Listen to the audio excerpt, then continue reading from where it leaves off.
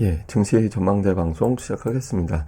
지난주 주요국 증시를 보면 미국은 다우가 나스닥보다 더 올랐고요. 그러니까 이제 종목 매수세가 좀 분산됐다라는 걸 보여주는 거고, 독일이 또 선전을 했죠. 이거는 그러니까 유럽이 괜찮아지고 있다. 유로화 강세, 달러 약세 요인이기 때문에 우리에게 이제 나쁠 이유는 별로 없는 사안이죠. 근데 전체적으로 조심스러운 가운데 반등 시도를 좀 이어가는 그 정도의 흐름이 나타났고요.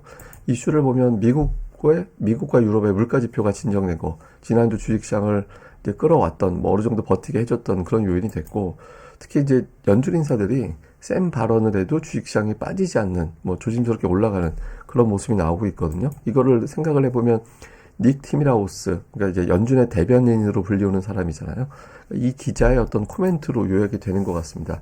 금리 인상은 끝난 거 맞잖아. 근데 그걸 갖다가 연준 인사들한테 문서로 쓰라고까지는 하지 말자. 그러니까 알아서들 생각하자. 뭐 요 정도. 예, 시장에서의 해석은 이렇게 보면 될 것 같습니다. 우리 시장 같은 경우는 이번 주에 만약에 올라가면 2021년 이후에 처음으로 6주 연속 올라가게 되는 거고요. 근데 이런 가운데 최근에 신규 상장주들, 뭐 두산로보라든가 에코프로머티 이런 종목군들이 거래대금을 잠식하는 그런 움직임이 나왔었거든요. 그러다가 주중반 넘어가면서 거래대금이 줄면서 시장에 올라갈 수 있는 공간이 열렸는데, 이번 주에 이제 2차 전지 관련된 뉴스들이 또 굵직한 게 나온 게 있어서 또 수급 블랙홀 현상이 나타나게 되는지, 뭐 이번 주에 이 부분을 좀 봐야 될 것 같습니다.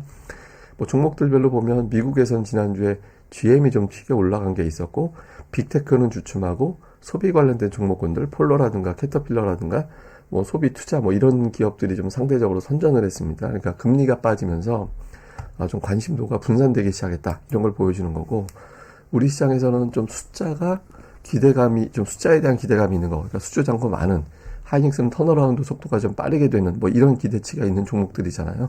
그러니까 이런 쪽의 매수가 상대적으로 좀 강하게 붙는 그런 모습을 보였고요.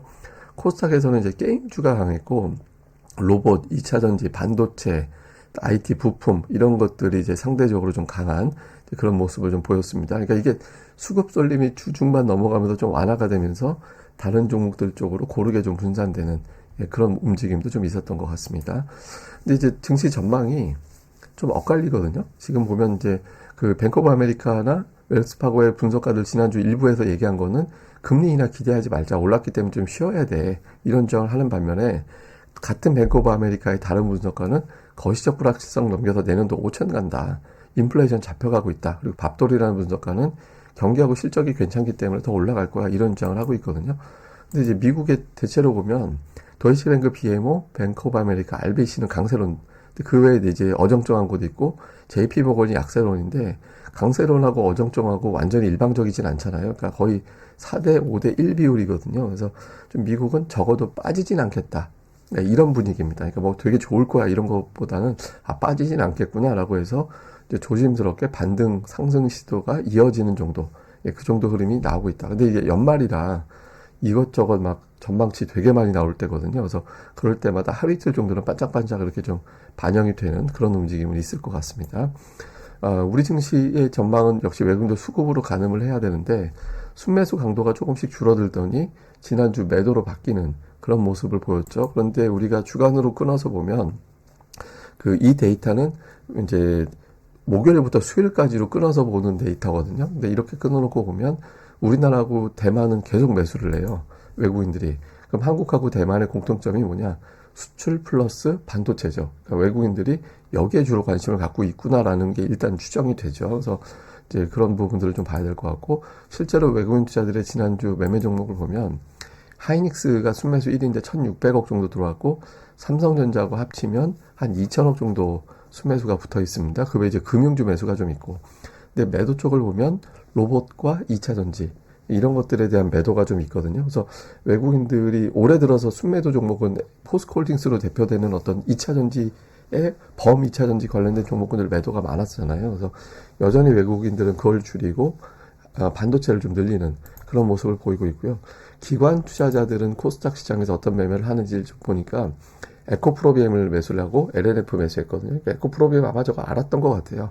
예, 어쨌든 그런 종목 매수하고, 그 외에는 업종 내에서 종목 골라 담기, 그러니까 특정 업종을 다 산다 이런 것보다는 업종 내에서 골라 담아서 기관은 그냥 종목 장세, 종목 수익률 게임에 집중하고 있다. 그래서 기관 투자들이 어떤 종목을 사는지를 집중적으로 볼 필요가 있겠죠. 그다음에 주요 뉴스를 보면 지난주 마감하고 나서 또 시간의 거래 끝나고 나서 에코프로비엠이 44조 원대 공급 계약 이제 공시를 했죠. 이거 알았던 것 같아요. 지난주 에코프로하고 에코프로비엠 주가가 좀 다르게 나타난 게 에코프로도 올라가긴 했지만 이제 올라간 거 별로 주간으로 보면 없었는데 에코프로비엠은 되게 많이 올랐잖아요. 그러니까 이 재료가 알았던 것 같은데 어쨌든 이거는 에코프로비엠 자체는 주가가 올라갈 요인이긴 하죠. 예, 엄청나게 큰 거니까 숫자에 대한 불확실성을 어느 정도 제거시켜주는 요인도 되는 거고. 근데 관심을 가져야 되는 건 거래대금입니다. 만약에 에코프로비엠이 3일 연속해서 1조 원 이상의 거래대금을 잡아버리면 코스닥 전체적으로 부정적인 영향을 주게 되거든요. 지수는 괜찮더라도. 근데 또 일부는 또 저게 재료 노출됐다고 물량 나오는 그런 물량도 매물이 좀 있긴 할 겁니다. 근데 변동성 자체는 나올 텐데 거래대금이 중요합니다. 거래대금이 어느 정도 되는지 1조 원 안쪽으로 빨리 떨어져 주는 게 이제 코스닥 시장에 도움이 될 거고. 다음에 또 하나 뉴스 나온 게 중국의 지분율이 25% 넘어가면 배터리 보조금을 지급받지 못한다. 이게 나왔거든요. 지금 51대 49 정도로 지분 투자가 되어 있는 게 대부분인데 이러면 우리나라에서 중국 기업들의 지분을 사들여야 되잖아요. 그리고 또 하나의 부담은 설비 투자 같은 거 할 때 지분만큼 돈을 투입해야 되는데 우리나라가 지분을 더 늘려야 되니까 비용이 더 많이 들어가게 되죠. 그래서 여기에 대한 어떤 불확실성은 있습니다. 그래서 근데 유예 기간이 있어서 바로 주가에 뭐 장기적으로 쭉 영향받는다라기보다는 한 2, 3일 정도 영향받다가 이제 지나갈 텐데 제가 보기에는 핵심은 내년도에는 오히려 트럼프가 변수가 될 것 같아요. 저게 만약에 바이든이 재선된다라는 보장이 없어서 만약에 트럼프가 되는 분위기가 되면 저것도 갈아엎게 되는 거잖아요. 그래서 올해는 이번에는 뭐 반짝 좀 반영되겠지만 그러다가 이제 지나갈 거고 내년도 됐을 때는 오히려 대선 전망이 어떻게 되느냐에 따라서 저기 좀 이제 좀 그 변동성이 좀 나타날 가능성이 있죠. 그래서 이후에 어떤 미국 대선 추이 요것도 좀 봐야 될 것 같습니다. 근데 어쨌든 단기적인 어떤 변동성 이미 어느 정도는 알고 있었던 사안이기도 하다 정도로 봐야 될 것 같고 그 다음에 반도체 관련해서는 뭐 이런 뉴스 나옵니다만 최근에 수급에서 코스피에서는 하이닉스 매수하는데 코스닥에서는 이게 반도체 업종 수급이거든요. 그러니까 6일 연속 매수가 들어가고 있습니다. 그래서 좀 들어가는 종목군들 이런 것들에 대해서는 좀 주목을 해볼 필요가 있지 않나. 그래서 외국인들이 관심을 갖는 종목들 업종에 대해서는 좀 종목들을 더 많이 추려놔야 될 것 같고요. 그 다음에 이제 양도세 이슈가 있는데 양도세가 아직까지 확정이 안 됐습니다. 이것 때문에 이제 연말에 중형주군, 소형주군 되는 종목들의 수급이 약해서 실제로 올해 11월 보면 대중소 순서로 이제 상승률이 나왔잖아요. 대형주하고 소형주하고 수익률 차이가 2배나 났었거든요. 그러니까 이게 이제 좀 어떤 뉴스로 전개가 되는지 좀 봐야겠습니다. 근데 이거는 뭐 나중에 봐야죠. 뭐. 그다음에 지난주 특이한 거 미국에서는 IBM이 신고가. 예, 그러니까 IT 내에서 빅테크가 막 가던 장에서 지금은 이런 류의 종목군들이 막 올라가는 형태가 되고 있거든요. 그러니까 이런 식으로 좀 오르지 못했던 종목군들 쪽에서 반응이 나오는 종목들이 있다 볼 필요가 있고 그 다음에 이제 두산로보가 이제 지난주에 거래대금이 이 주가를 보기보다는 이 거래대금 추이를 봐야 되는데 거래량도 줄고 거래대금도 줄어드는 그런 모습이 나타나고 있거든요. 그러니까 두산로보가 가든 에트리얼즈, 에코프로머티가 가든 이거는 상관이 없어요.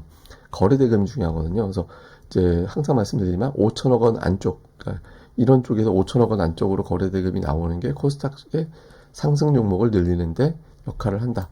그 다음에 이제 우리 증시도 최근에 보면 이 NC소프트입니다만은 그러니까 소외받았던 종목들의 강세가 나타나고 있거든요. 그래서 좀 뭐 예를 들어서 조선주가 올라가고 카카오도 악재 나왔습니다만 한때 올라가고 GS건설이 올라가고 이런 형태가 되고 있잖아요. 그래서 장기적으로 이제 못난이 취급을 받았던 종목군들의 움직임이 활발해지고 있다. 그러니까 이런 어떤 바닥에서 조금씩 올라와서 수급이 바뀌어 있는 종목군들 좀 주목을 해볼 필요가 있겠습니다. 자, 정리를 해보면 이번 주에 미국의 고용지표, 비농업 일자리 18만 명 정도, 실업률 3.9%, 그다음에 이제 임금 상승률, 전월 대비 4%. 그러니까 이 중에 중요한 거는 고용 숫자는 지난달보다 늘었겠죠. 왜냐하면 이제 파업이 끝났으니까 자동차사들. 그리고 이제 시간당 임금이 중요한데 이게 4에서 만약에 지난달에 4.1이었거든요. 앞에 만약에 3자가 보이게 되면 분위기를 조금 더 업시켜줄 수도 있습니다. 그래서 요 시간당 임금 볼 필요가 있고 그러니까 미국에서는 최근에 러셀 2000이 지난주 제일 강했고요. 다우, S&P 500, 나스닥 이 순서가 바뀌어 있어요. 이게 이제 좀 투자자들이 어느 정도 시장에 대한 자신감을 갖고 있다 이렇게 해석이 될 수도 있거든요. 근데 이거는 너무 또 이렇게 가면 예를 들어서 나스닥에서 이제 엔비디아하고 테슬라가 못 간다. 그럼 또 우리 증시는 또 부담이 되는 거잖아요. 그래서 이제 우리 입장에서는 제일 좋은 건 러셀 2000하고 나스닥이 상단적으로 올라가 주는 게 되게 좋죠. 그래서 이런 구도가 되는지.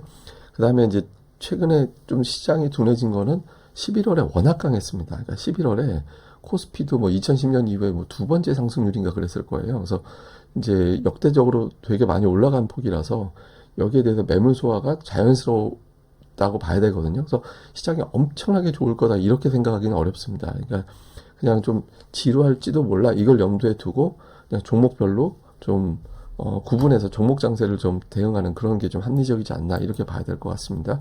그리고 앞서 이번 주에 핵심 제가 보기에는 에코프로비엠 이 거래대금입니다. 거래대금 이 재료에 따른 거래대금이 얼마나 될지 그러니까 1조 넘는 날이 3일 내리 이어지게 되면 코스닥엔 부담이 된다.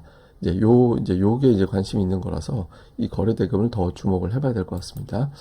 그다음에 이제 제가 뭐 하나 또 보여드릴게요. 지난 주말에 또 구리 가격이 또 올랐는데 한번 며칠 전에 제가 말씀드린 적이 있죠. 구리 가격은 우리 코스피를 움직이는 동력이 되다. 왜냐하면 이제 구리가 많이 쓰인다라는 거는 구리는 자동차도 되고 반도체에도 들어가고 하여튼 여기저기 PC에도 들어가고 휴대폰에도 들어가고 이것저것 다 들어가잖아요. 그러니까 우리나라 입장에서는 수출이 잘 된다라는 식으로 해석을 하게 돼요. 실제로 코스피하고 구리 가격하고 비교를 해보면 큰 방향은 되게 비슷하게 가는 경향이 있거든요. 그러니까 구리가 올라간다, 수출이 잘 된다, 코스피 올라간다. 그러니까 이런 구도가 되는 거라서 이제 요 추이가 계속해서 살아나게 된다라면 시장을 긍정적으로 보게 되는 거고 저게 일시적으로 투기적으로 들어왔다가 뚝 꺾이게 되면 이게 반짝이었구나. 그래서 코스피도 그냥 박스권으로 돌아가겠구나. 이렇게 되는 데이터가 되거든요. 그래서 이번 주에도 구리 가격 추이를 보면서 시장이 그냥 숨고르기인지 아니면은 이걸로 이제 올해 장세는 끝난 건지 요거를 좀 가늠을 해보는 게 이제 좋을 것 같습니다. 그래서 요거 보셨으면 좋겠습니다. 사실 준비한 게 따로 있었는데 이건 뭐 나중에 다시 또 설명드리도록 하겠습니다. 어쨌든 시장은 대형주 쪽, 그러니까 개인 큰 손들이 시장 참여를 좀 소극적으로 하는 단계라서 대형주 쪽이 조금 더 활발한 장세가 이어지고 있구나. 이 정도로 이제 보시면 될 것 같습니다.